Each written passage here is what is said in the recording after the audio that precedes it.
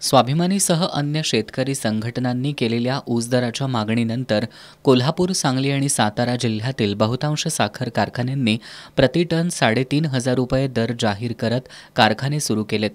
मात्र चंदगड तालुक्यातील इकोकेन, दौलत, ओलम तसंच आजरा साखर कारखाना आणि गडहिंग्लजच्या आप्पासाहेब नलवडे या कारखान्यांनी स्थानिक लोकप्रतिनिधींच्या दबावाखाली 3,400 रुपये पहिली उचल जाहीर केली होती.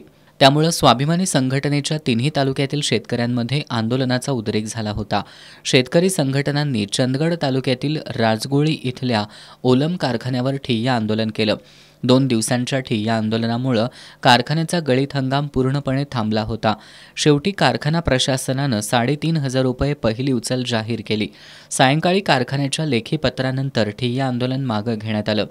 यावेळी कर्नाटकचे माजी मंत्री शशिकांत नाईक, काळसिद्धेश्वर स्वामी, राजेंद्र गड्ड्यांनावर, कर्नाटक रयत संघाचे पदाधिकारी आणि स्वाभिमानी शेतकरी संघटनेचे तिन्ही तालुक्यातील पदाधिकारी उपस्थित होते.